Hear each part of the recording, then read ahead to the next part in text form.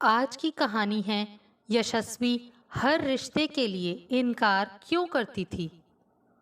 रामलाल जतिन और उसके परिवार से मिलकर आज बहुत खुश था। उसे लगा कि अब उसे उसकी मंजिल मिल गई है। खाते पीते घर का जतिन देखने में बहुत सुंदर और अच्छी नौकरी पर था। इससे ज़्यादा रामलाल को और क्या चाहिए था। बात करने में शिष्ट और स्वभाव से सरल जतिन रामलाल को पहली नज़र में ही भा गया था। उसके माँ बाप तो जैसे सज्जनता की प्रतिमूर्ति थे। उन्होंने रामलाल से कुछ साधारण बातें पूछी और बोले, हमें अच्छे घर की लड़की बहू के रूप में चाहिए। हमारी और कोई मांग नहीं है, बस लड़की संस्कारवान होनी चाहिए। मैं यकीन से कह सकता हूँ कि आपको यशस्वी बहुत पसंद आएगी। मेरी बेटी बहुत संस्कारवान है। आप जब उससे मिलेंगे तो आपको बहुत अच्छा लगेगा। इससे ज़्यादा हमें और कुछ नहीं चाहिए। जल्दी ही हम यशस्वी से मिलने आपके घर आएंगे और आगे की बात तय कर लेंगे। कुछ देर इधर उधर की बातें कर रामलाल ने हाथ जोड़कर उनसे विदा ले ली। रामलाल उनसे बहुत प्रभावित था। पिछले 2 सालों से यशस्वी के लिए रामलाल ने अब तक 50 से ज़्यादा लड़के देख लिए थे, लेकिन कहीं भी बात नहीं बन पाई।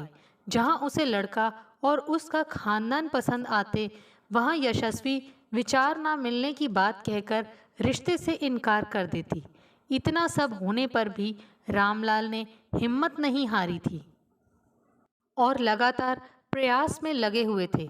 वह जल्दी से जल्दी बेटी के हाथ पी लेकर अपनी जिम्मेदारी से मुक्त होना चाहते थे।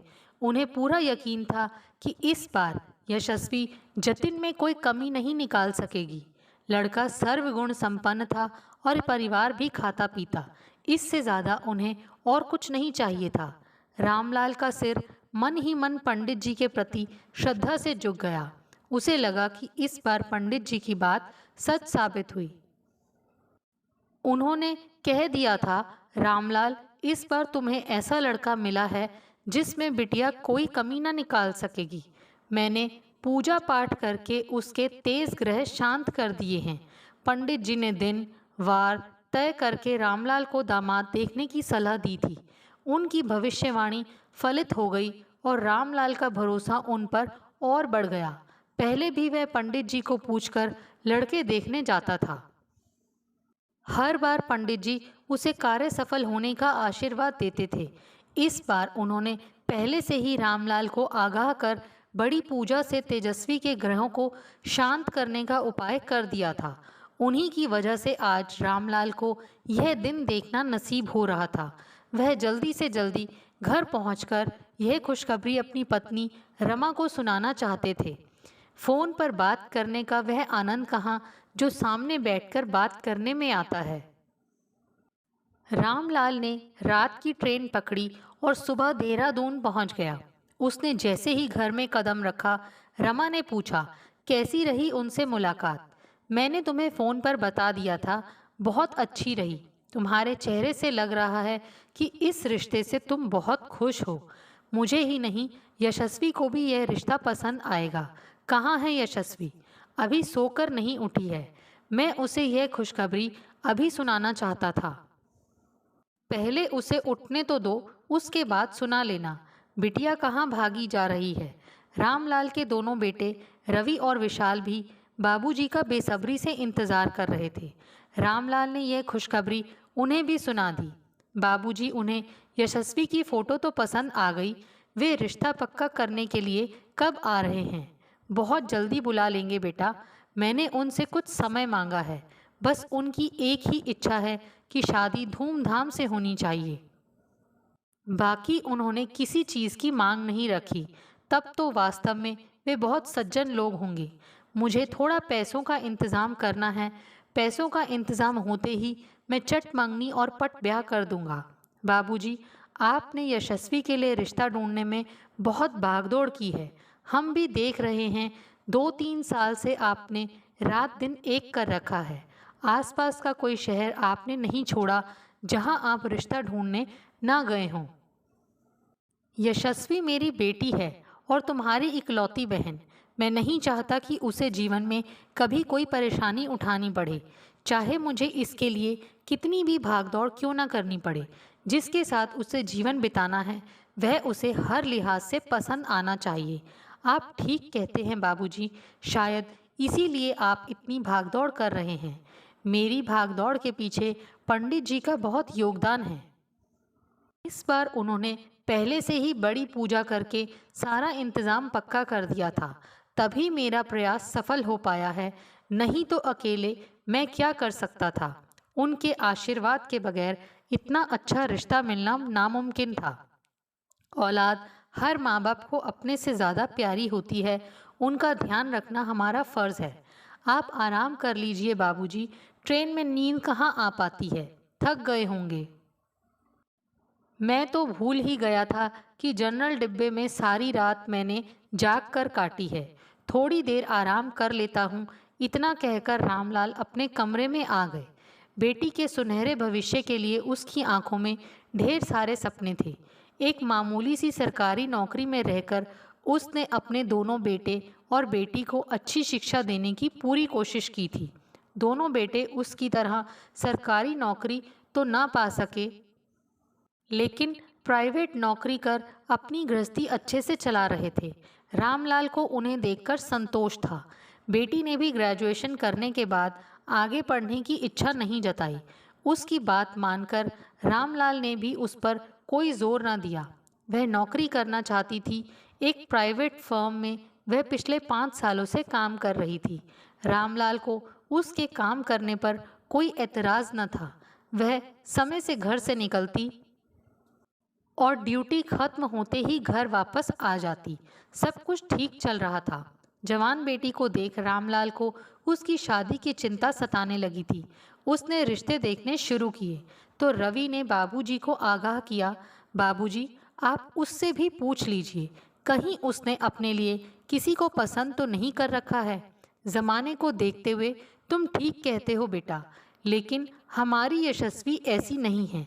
अगर ऐसी कोई बात होती तो वह अपनी अम्मा को बता देती। आप अम्मा से कह दीजिए कि वह उसकी इच्छा ज़रूर पता कर लें।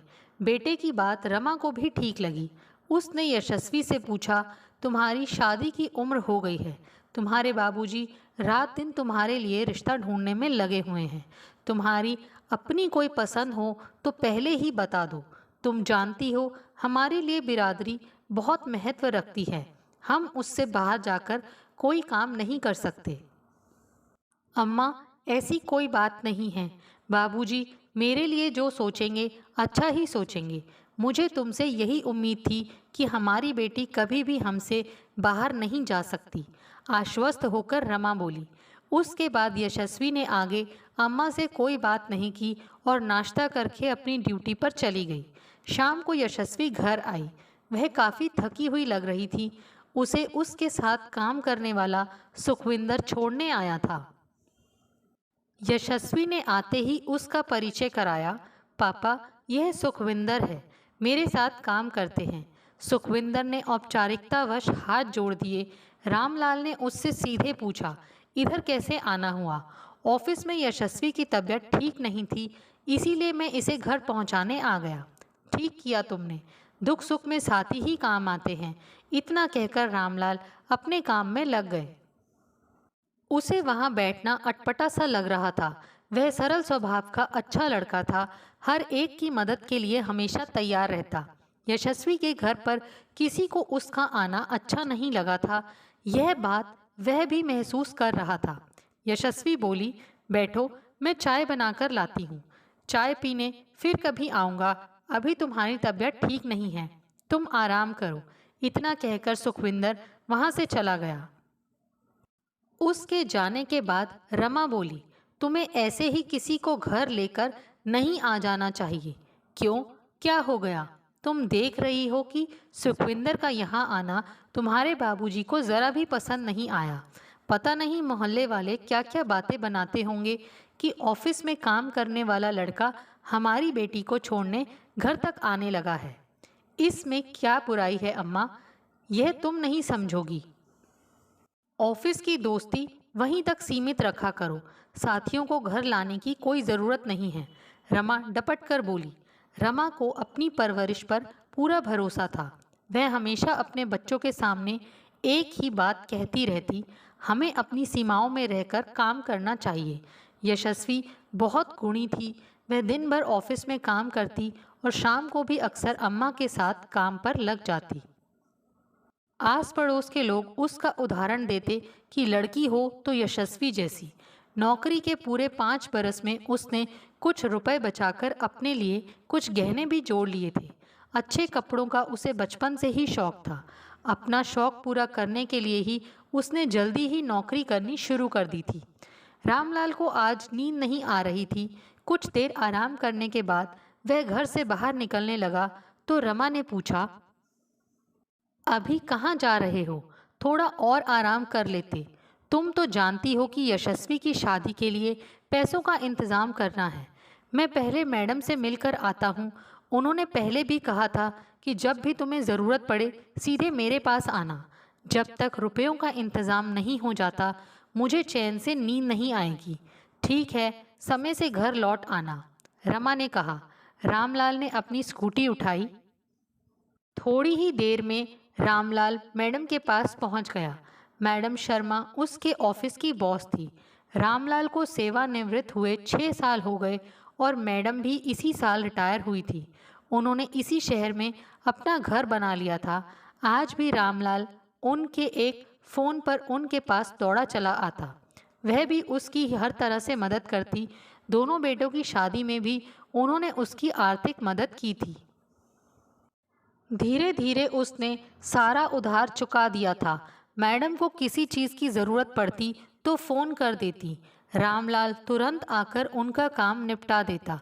दोनों के बीच बहुत अच्छी सूझबूझ थी। आज दोपहर में रामलाल को देखकर मैडम ने पूछा, कैसे हो रामलाल? ठीक हूँ मैडम। बेटी के रिश्ते की बात कहीं पक्की हुई? तुम कह रहे थे कि 1 हफ्ते बाद बताऊंगा, पर तुम तो जल्दी चले आए। काम जल्दी हो गया था। मैं लड़के वालों से मिलकर आ गया हूँ। वे लोग बहुत अच्छे हैं। उन्होंने शादी में किसी चीज़ की मांग नहीं रखी, बस शादी का इंतज़ाम ठीक चाहते हैं। यह तो बहुत अच्छी बात है। बेटी की शादी करके तुम भी गंगा नहा जाओगे। आपकी नज़र रही तो वह भी ठीक से निपट जाएगी। शादी के लिए तुम्हें रुपयों की ज़रूरत होगी।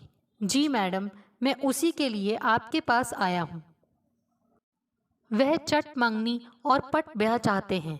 उनकी हैसियत के अनुसार शादी करने के लिए मुझे कुछ रुपयों की ज़रूरत है। उसकी तुम चिंता ना करना। अभी दे दूं 5 लाख रुपए। आपसे आश्वासन मिल गया तो मैं कल ही उनसे रिश्ता पक्का करने की बात कह देता हूँ। रुपयों की वजह से मैं उन्हें तारीख नहीं दे पाया था। मैं रुपए कुछ दिन बाद ले लूँगा। अच्छे काम में देरी नहीं करनी चाहिए। और भी ज़रूरत पड़े तो बेहिचक कहना। तुम्हारी बेटी हमारी बेटी समान है। रुपयों की व्यवस्था हो जाने पर रामलाल खुशी खुशी घर लौट आया था। मैडम ने हमेशा की तरह इस बार भी मदद के लिए हाथ बढ़ा दिया था। घर आकर रामलाल आराम से कुर्सी पर पसर गया। कब बुला रहे हो उन्हें? कल फ़ोन पर बात कर लूँगा। अब देर किस बात की है? वे जब चाहें तब शादी की तारीख निश्चित कर सकते हैं। बस एक बार यशस्वी लड़के से मिल ले। कहीं उसने लड़के में फिर से कोई कमी निकाल दी तो मुश्किल हो जाएगी। मैं उसे समझा दूंगी, तुम चिंता मत करो। वह ऐसा कुछ नहीं करेगी। जब घर बार लड़का सब कुछ अच्छा है तो भला वह क्यों इनकार करेगी? उसे और क्या चाहिए? हमारा घर भी तो मामूली ही है। वे लोग इतने अच्छे हैं, वहाँ उसे किसी चीज़ की कमी नहीं होगी, रमा बोली। शाम को यशस्वी काम से आने के बाद अम्मा के साथ किचन में हाथ बटा रही थी। रमा ने बात छेड़ी, तुम्हें देखने के लिए लड़के वाले बहुत जल्दी आने वाले हैं। कब? यशस्वी ने घबराकर पूछा। 1 हफ्ते बाद। इस बार जतिन में कोई कमी मत निकाल देना। हमारे देखने से सब कुछ बहुत अच्छा है और मुझे उम्मीद है कि तुम्हें भी वह पसंद आएगा। अपने बाबूजी की उम्र का ख्याल रखना। इस उम्र में भी उन्होंने आज तक तुम्हारी इच्छा की खातिर कितने लड़के देखे हैं, फिर भी कभी हार नहीं मानी। तुम भी उनका मान रख लेना। अम्मा, तुम ठीक कहती हो। मुझे लड़का पसंद आ जाएगा तो फिर एतराज़ वाली कोई बात ही ना रहेगी। उसे भी तो मैं पसंद आनी चाहिए। तुम दोनों एक दूसरे से बातचीत करके अपना मन बना लेना। हम चाहते हैं कि तुम्हारी शादी जल्दी से जल्दी हो जाए। जी, कहकर यशस्वी ने बात वहीं ख़त्म कर दी और रोटी बनाने में बिजी हो गई। रामलाल ने दूसरे ही दिन उन्हें फ़ोन कर रविवार के दिन देहरादून आने का निमंत्रण दे दिया। अपनी ओर से उसने एक अच्छे होटल में उनके ठहरने और फंक्शन का सारा इंतज़ाम कर दिया था। रविवार को दोनों परिवार एक दूसरे से अच्छे से मिले। रामलाल ने परिवार के सदस्यों के अलावा किसी और को नहीं बुलाया था। लड़की की ओर से कुल 10 लोग आए थे। जतिन और यशस्वी ने एक दूसरे से काफ़ी देर तक बात की। इस बार वह जतिन में कोई कमी न निकाल सकी और उसने शादी की स्वीकृति दे दी। लड़के और लड़की की सहमति पर दोनों पक्षों में तुरंत रोका कर 1 महीने बाद शादी की तारीख निश्चित कर दी। दोनों ही पक्ष एक दूसरे से मिलकर बहुत खुश थे। यशस्वी के दोनों भाइयों रवि और विशाल को भी जतिन बहुत पसंद आया था। ऐसे परिवार की तो वे कल्पना ही करते थे जैसा परिवार रामलाल ने अपनी बेटी यशस्वी के लिए चुना था। शाम को वे सब रामलाल का घर देखने भी आए थे। घर छोटा लेकिन व्यवस्थित था। एक रात होटल में रहकर वे दूसरे दिन वापस लौट गए थे। पंडित जी ने विधि विधान से रोके की रस्म पूरी कर दी थी। पंडित जी ने रामलाल को सलाह दी, अगले महीने बिटिया की शादी का मुहूर्त है। यह समय उसके लिए भारी है। अब तुम्हें बिटिया को घर पर ही रहने की सलाह देनी होगी। आप ठीक कहते हैं पंडित जी, मैं उसे नौकरी छोड़ने के लिए कह दूंगा। रामलाल हाथ जोड़कर बोले। उनके लिए पंडित जी की कही बात पत्थर की लकीर होती। रामलाल उसी दिन से शादी की तैयारी में लग गए। उसने सबसे पहले वेडिंग पॉइंट बुक किया और उसके बाद हलवाई से बात कर उसे बयाना दे दिया। बाकी और भी काम निपटाकर रामलाल घर की सफाई में जुट गए। समय कम था और काम ज़्यादा। बेटी की शादी रामलाल को नई ऊर्जा दे रही थी। वे सब पूरे मनोयोग से इसी तैयारी में लगे हुए थे। यशस्वी, अब तुम ऐसे घर जा रही हो जहां तुम्हें नौकरी करने की कोई ज़रूरत नहीं। अब तुम काम छोड़ दो। बाबूजी, नौकरी एक दिन में नहीं छोड़ सकते। इसके लिए 15 दिन पहले नोटिस देना पड़ता है। मैं 2 हफ्ते बाद नौकरी छोड़ दूंगी। पंडित जी ने कहा है कि बिटिया को इन दिनों घर से बाहर नहीं निकलना चाहिए। यह कैसी बात कर रहे हैं बाबूजी? इस ज़माने में लड़कियां माँ बाप के कंधे से कंधा मिलाकर सारे काम निपटाती हैं। मैं यह सब नहीं जानता। काम में हाथ बटाने के लिए तुम्हारे भाई हैं। पंडित जी की बात 100% सही होती है। तुम तो जानती हो कि उनके कहने पर पूजा पाठ से तुम्हारे लिए इतना अच्छा रिश्ता मिला है। अब ज़रा सी बात के लिए मैं उसमें कोई रुकावट नहीं चाहता। जितनी जल्दी हो सके काम पर जाना छोड़ दो और माँ के साथ घर के कामों में हाथ बटाओ। यशस्वी को बाबूजी की धकियानुसी बातें सुनकर गुस्सा आ रहा था। वह चुपचाप वहाँ से हट गई। रामलाल ने सबको अलग अलग जिम्मेदारियां सौंप दी थी। सभी अपने कामों में लगे हुए थे। 2 हफ्ते बाद यशस्वी ने बताया कि उसने नौकरी छोड़ दी है। वह रोज़ दिन में बाजार के काम निपटाने के लिए घर से निकल जाती। जैसे जैसे शादी का दिन नज़दीक आ रहा था, रामलाल की चिंता बढ़ती जा रही थी। रमा पति को समझाती, आप चिंता ना करें। समधी जी ने जब कोई मांग रखी नहीं है तो फिर तनाव कैसा। हम शादी अच्छे से निपटा देंगे और हमसे जो बन पड़ेगा अपनी बेटी को भी देंगे। देख लेना, सब कुछ ठीक से निपट जाएगा। पत्नी की बातें रामलाल के लिए संजीवनी का काम कर रही थी। शादी का 1 हफ्ता शेष बचा था। घर पर 1-2 दिन बाद मेहमान भी आने वाले थे। रामलाल ने उनके रहने की भी अच्छी व्यवस्था कर दी थी। दोपहर में लंच के बाद आज यशस्वी कुछ ड्रेस ठीक कराने की बात कहकर घर से निकली तो देर शाम तक वापस नहीं आई। रमा को चिंता होने लगी थी। वह बोली, आज यशस्वी पता नहीं कहाँ रह गई। अपनी सहेली सलोनी के घर चली गई होगी। मैंने उसे फ़ोन करने की कोशिश की थी लेकिन उसका फ़ोन स्विच ऑफ आ रहा है। तुम चिंता मत करो, वह आ जाएगी, बच्ची थोड़े ही है। रात के 9 बज गए थे, अभी तक यशस्वी घर नहीं लौटी। तो रामलाल के दिल की धड़कन भी बढ़ने लगी। रवि और विशाल भी परेशान हो गए थे। यशस्वी का अभी तक कहीं पता ना था। बेटा, उसके बारे में किससे पूछें? मैं उसकी सहेली सलोनी से फिर पता करता हूँ, हो सकता है कि उसे कुछ पता हो। उसने तुरंत फ़ोन मिलाया, लेकिन उसने अनभिज्ञता जाहिर की। रात के 10 बज चुके थे। अनिष्ट की आशंका से घबराकर रमा बोली, हमें इसकी शिकायत पुलिस में कर देनी चाहिए। थोड़ा सब्र रखो अम्मा, शादी का 1 हफ्ता रह गया है। बिरादरी में कितनी बदनामी होगी। वह जा कहाँ सकती है बिना बताए, यही तो पता लगाना है। उसके साथ कहीं कोई अनहोनी तो नहीं हो गई, सब ठीक ही हो। रमा दुआ मांगते हुए बोली। सबकी आंखों से नींद गायब थी। रवि और विशाल उसे पागलों की तरह सड़कों पर ढूंढ रहे थे। रात के 11 बजे यशस्वी का फोन आया। रमा ने घबरा कर पूछा, तुम कहाँ हो यशस्वी, ठीक तो हो? मैं जहाँ हूँ ठीक हूँ, मेरी चिंता मत करना। चिंता कैसे ना करें, 1 हफ्ते बाद तुम्हारी शादी है और तुम बिन बताए अचानक कहाँ गायब हो गई? अम्मा, मैंने 1 महीने पहले सुखविंदर के साथ कोर्ट मैरिज कर ली थी। मैं उसी के साथ हूँ, उसके घर पर। यशस्वी की बात सुनकर रमा को चक्कर आने लगे। फोन की आवाज़ सुनकर रामलाल रमा के पास पहुँच गए। किसी तरह रामलाल ने उसे संभाला, तब तक फोन कट चुका था। रामलाल ने कॉल बैक किया, लेकिन उत्तर नहीं मिला।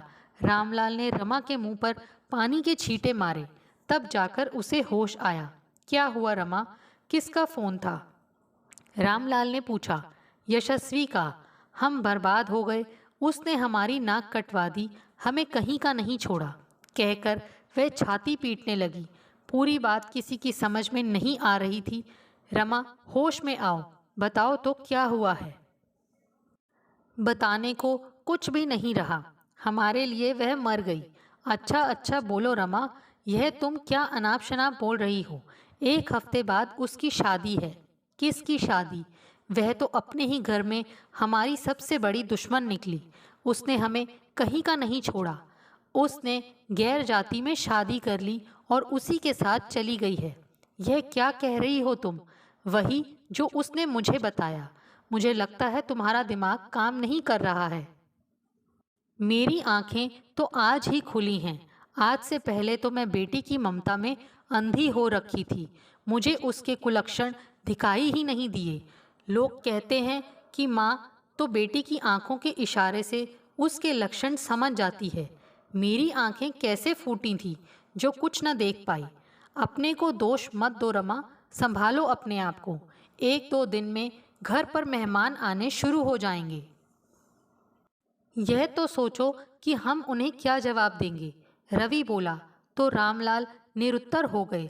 जिस शादी की तैयारी में वे जी जान से जुटे हुए थे, उसका पटक्षेप इस तरीके से होगा, यह तो उनकी कल्पना से परे था। इसके बारे में सोचते हुए उनका दिल जोरों से धड़क रहा था। रवि और विशाल को बाबूजी की चिंता थी। कहीं वे इतना बड़ा सदमा ना झेल पाए तो क्या होगा। रामलाल निढाल होकर कुर्सी पर पसर गए। रवि ने पूछा, बाबूजी आप ठीक तो हैं? हाँ, मैं ठीक हूँ, अपने आप को संभालने की कोशिश कर रहा हूँ। बाबूजी हिम्मत रखिए, जो होना था हो चुका, उसे अब बदला नहीं जा सकता। एक बार वह मेरे हाथ लग जाए तो मैं उसे घर से भागने का ठीक से मतलब समझा देता। रवि गुस्से से बोला, यह वक्त यह सब सोचने का नहीं है। कल का सवेरा हम कैसे झेलेंगे? अगल बगल के लोगों की नज़रों का जवाब कैसे देंगे? हमारी सूरत देखकर सब समझ जाएंगे कि यहाँ कोई बड़ी घटना घटी है। सुबह का सूरज तो देखना ही होगा बाबूजी। कैसे भी हम दुनिया का सामना करेंगे और सबको बता देंगे कि यह कोई नई घटना नहीं हुई है। ऐसा भी होता ही रहता है दुनिया में। दुनिया के लिए ना सही, लेकिन मेरे लिए तो यह बहुत बड़ा भूचाल है। मैं यशस्वी से कभी भी यह उम्मीद नहीं कर सकता था कि घर में सबके साथ रहते हुए वह हम सबको इतना बड़ा धोखा देकर चली जाएगी। रामलाल बोले, बाबूजी इस समय शांत रहें, कल की कल देखी जाएगी। आज किसी की आंखों में नींद न थी, सबको सुबह होने का इंतजार था। रात खुलते ही रामलाल ने सबसे पहले अपने गांव में खबर पहुंचाई। भाई साहब, अचानक ही यशस्वी की तबीयत खराब हो गई है, इस वजह से हमें यह शादी पीछे करनी पड़ रही है। आप सबको बता देना। पर उसे हुआ क्या है यह मैं आपको बाद में बताऊंगा भाई साहब। अभी तो आप सबको यहाँ आने से रोक देना। मुझे अभी और जगह भी फ़ोन करने हैं, बाद में आपसे बात करता हूँ, कहकर रामलाल ने फ़ोन रख दिया। सबसे बड़ी मुश्किल तो जतिन के घर पर बताने की थी। कांपते हाथों से रामलाल ने नंबर मिलाया। नमस्ते समधी जी, कैसे हैं आप? ठीक हैं। शादी की सारी तैयारियां पूरी हो गईं? तैयारियां तो पूरी हो गई थी, लेकिन बेझिझक होकर कहिए कि क्या बात है। मुझे माफ़ कर दें, मेरा अपराध क्षमा करने योग्य तो नहीं है, लेकिन क्या करूं, मैं एक लड़की का मजबूर बाप हूं। आखिर बात क्या हो गई? यशस्वी घर छोड़कर कहीं चली गई है, लेकिन क्यों, यह तो हमें भी नहीं पता। अब क्या होगा? इसी बात की तो क्षमा मांग रहा हूँ। आपकी भी बिरादरी में कितनी बेइज्जती होगी और मेरी भी। अब जो होना था सो हो गया। आप भी उतने ही मजबूर हैं जितने हम। मैं फिर से आपसे क्षमा मांगता हूँ। मैं जल्दी ही रोके का सारा सामान लौटा दूंगा। बाकी नुकसान की मैं भरपाई नहीं कर सकूंगा। आप सज्जन आदमी हैं। आपने बेटी से शादी से पहले पूछा तो होगा? हाँ, सब कुछ उसकी रजामंदी से ही हो रहा था। उसने हमें कुछ नहीं बताया और अचानक घर छोड़कर चली गई। आप उसे ढूंढने की कोशिश कीजिए, कहीं उसके साथ कोई ऊंच नीच ना हो गई हो। अब ढूंढ कर क्या करना है? सरेआम बाप की पगड़ी उछालते उसको शर्म ना आई। हमारे लिए तो वह मर ही गई है। अपने आप को संभालिए। इतना कहकर उन्होंने फ़ोन रख दिया। फ़ोन कटते ही रामलाल की रुलाई फूट गई। आज से पहले कभी रमा ने उन्हें रोते हुए नहीं देखा था। उन्हें रोता देख सारा घर आंसुओं में डूब गया। सभी एक दूसरे के आंसू पोंछकर सांत्वना दे रहे थे, पर चैन किसी को भी नहीं था। थोड़ी देर बाद रामलाल अपने आंसू पोंछकर 10 बजे यशस्वी के ऑफिस पहुंच गया। ऑफिस में जाकर पता चला कि यशस्वी पिछले 1 महीने से छुट्टी पर चल रही थी। अपने सहकर्मी सरदार सुखविंदर सिंह से उसका काफ़ी मेलजोल था और दोनों की काफ़ी अच्छी पटती थी। कुछ ही देर में सारा माजरा उसकी समझ में आ गया था। घर आकर उसने यह बात सबको बता दी। इसका मतलब ऑफिस जाने के नाम पर वह रोज़ उससे मिलने जाती रही होगी। असली बात तो वही बता सकती है जिसने यह सब किया है। यह लड़की इतनी मक्कार निकलेगी, यह तो हम कभी सपने भी सोच नहीं सकते थे। उसके बाबूजी ट्रेनों में धक्के खा खाकर कब से उसके लिए रिश्ता ढूंढ रहे थे, पर उन पर भी ज़रा सा तरस नहीं आया। उसके मन में दया होती तो वह ऐसा काम करती।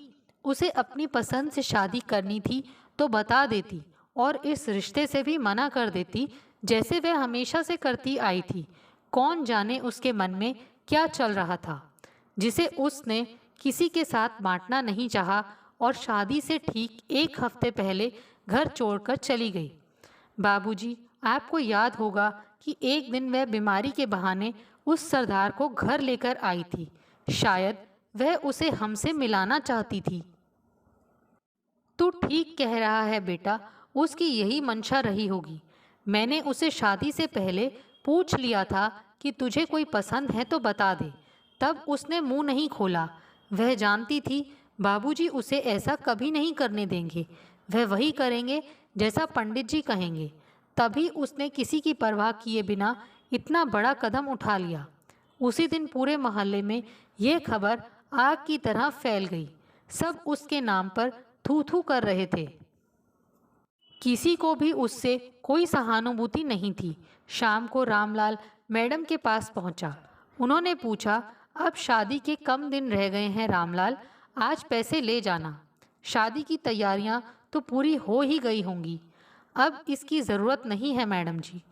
ऐसा क्या हो गया? मैडम ने पूछा तो नम आंखों से रामलाल ने उन्हें पूरी कहानी सुना दी। दिल छोटा ना करो, जवानी के जोश में बच्चे ऐसी हरकतें कर देते हैं। उसने मुझे कहीं का ना रखा, बिरादरी वालों को पता लगेगा तो मुझे जाति से बाहर कर देंगे। जग हंसाई हो रही है सो अलग, बुरे सपने की तरह भूल जाओ यह सब और यशस्वी को माफ कर दो। लड़का अच्छा है तो तुम्हें भी उसे अपना लेना चाहिए। उसे अपनाने का मतलब है अपने को सबसे अलग कर लेना। मैं अपने समाज को नहीं छोड़ सकता, भले ही मुझे अपनी लड़की को छोड़ना पड़े। जब उसे हमारी परवाह नहीं रही तो हम उसकी परवाह क्यों करें? ऐसा नहीं सोचते रामलाल, वह तुम्हारी बेटी है। उसने बेटी होने का कौन सा फर्ज निभाया? मैं उसके रिश्ते के लिए कहाँ कहाँ नहीं भटका, उसे कुछ नहीं दिखाई दिया। अपने बूढ़े बाप की पगड़ी पर सरेआम ठोकर मारकर चली गई है। उसे यही सब करना था तो बता देती। तुमने पूछा था? हाँ, उसकी अम्मा ने पूछा था। उसने कहा कि ऐसी कोई बात नहीं है, वह खुद इस रिश्ते के लिए राजी हो गई थी। मैडम के पास भी आगे कहने के लिए कुछ नहीं था। उसे रामलाल की हालत पर तरस आ रहा था। रामलाल मैडम से विदा लेकर अपने घर लौट आया। बेटी की करतूत के कारण बिरादरी में और समाज में रामलाल की बहुत बेइज्जती हुई। वह यह सब किसी तरह से झेलता रहा। बिरादरी की खातिर उसने बेटी से किनारा कर लिया था। यही बात उसने आकर मैडम जी को भी बताई थी। रामलाल, परिवार सबसे ऊपर होता है, मैडम ने समझाया। आप ठीक कहती हैं मैडम जी, लेकिन बिरादरी के बगैर जीना भी तो मुश्किल हो जाएगा। हमारा गांव में हुक्का पानी बंद हो जाएगा। ऐसे में हम सब से कट कर कैसे रह सकते हैं? यशस्वी की कोई खबर मिली? सुना है कि दोनों उसी ऑफिस में काम कर रहे हैं। उसके साथी बता रहे थे कि उस सरदार के साथ वह बहुत खुश है। उससे कभी बात नहीं होती? नहीं, मैं तो उससे बात नहीं करता। एक बार उसका अपनी अम्मा के लिए फ़ोन आया था, उसने भी ज़्यादा बात नहीं की और फ़ोन रख दिया। भला ऐसी लड़की से कौन बात करेगा? मैडम रामलाल को ज़माने के साथ चलने की सलाह देती रही, लेकिन वह अपनी बिरादरी को छोड़ने को राज़ी नहीं हुआ। इस घटना को 1 साल हो गया था और धीरे धीरे सबके दिमाग से यह बात उतरने भी लगी थी। एक दिन शाम को रामलाल बाजार से घर लौट रहे थे। उस समय जोरों की बारिश लगी हुई थी। एक मोटरसाइकिल वाले ने रामलाल को जोर की टक्कर मार दी। वह उछलकर दूर गिर पड़ा। मौत को सामने देखकर अचानक उसे ब्रेन स्ट्रोक पड़ गया और वह मूर्छित होकर गिर पड़ा। टक्कर से उसे कई चोटें आई थी। इसके अलावा स्ट्रोक के कारण दाईं ओर पैरालिसिस हो गया था। सड़क किनारे लोग बारिश में बेसुध पड़े रामलाल को देख रहे थे। संयोग से उसी समय सुखविंदर उधर से गुजर रहा था। सामने रामलाल को अचेत पड़ा देख उसके होश उड़ गए। उसने तुरंत एम्बुलेंस बुलाकर उसे अस्पताल में भर्ती कराया। शाम को रामलाल के घर न लौटने से सब बहुत परेशान थे। रमा को समझ नहीं आ रहा था कि वे कहाँ चले गए। किसी से कोई खबर नहीं मिली और उसका फ़ोन बंद था। देर रात सारे चेकअप कराने के बाद सुखविंदर ने डरते हुए घर फ़ोन किया। फ़ोन रमा ने उठाया। कौन बोल रहा है? सुखविंदर ने अपना परिचय नहीं दिया और उन्हें खबर कर दी रामलाल का एक्सीडेंट हो गया है और वह अस्पताल में भर्ती हैं। यह सुनते ही घर वालों के होश उड़ गए। वह तुरंत अस्पताल की ओर दौड़े। रामलाल अचेत पड़ा था। रवि ने डॉक्टर से पूछा, इन्हें क्या हुआ है? किसी दुपहिए ने इन्हें बहुत ज़ोर की टक्कर मारी है, इस वजह से इन्हें ब्रेन स्ट्रोक पड़ गया। अभी ये हमारी निगरानी में है। इनकी स्थिति काफ़ी चिंतनीय है। इन्हें यहाँ लाने में ज़रा भी देर हो जाती तो इनका बचना मुश्किल था। डॉक्टर बोले, हम उससे मिलना चाहते हैं जो इन्हें यहाँ लेकर आया है। मैं अभी उसे बुलाता हूँ। बेचारा भला आदमी है, तब से लेकर अभी तक यहीं बैठा है। उसी ने सारी औपचारिकताएं पूरी करके इन्हें यहाँ भर्ती कराया है और टेस्ट के लिए ज़रूरी रुपए जमा कर दिए हैं। ऐसे इंसान को लंबी उम्र मिले, रमा बोली। डॉक्टर ने सुखविंदर को वेटिंग रूम से बुला लिया। उसे देखकर रमा चौंक गई। सुखविंदर बोला, यह समय नाराज होने का नहीं है। अभी हम सब के लिए बाबूजी की जिंदगी माने रखती है। मुझे बाबूजी रास्ते में बेहोश पड़े मिले थे। इतना कहकर उसने पूरी कहानी बता दी। घर वालों की नाराजगी के बावजूद सुखविंदर ने उनकी दिन रात सेवा की। रामलाल को ठीक होने में 1 महीना लग गया था। उसके मना करने पर भी सुखविंदर ने अपना फर्ज नहीं छोड़ा। रामलाल भी इंसान था। आखिर में वह पसीज गया। यशस्वी बाबूजी का हालचाल पूछने रोज ही अस्पताल आ जाती। दिलों का मैल धीरे धीरे धुल गया। रामलाल के अस्पताल से ठीक होकर लौटने पर सब कुछ सामान्य हो गया था। सुखविंदर के व्यवहार ने रामलाल का नज़रिया ही बदल दिया। दोस्तों, आपको हमारी ये कहानी कैसे लगी? प्लीज़ कमेंट्स करके बताइए। Thanks for watching this video.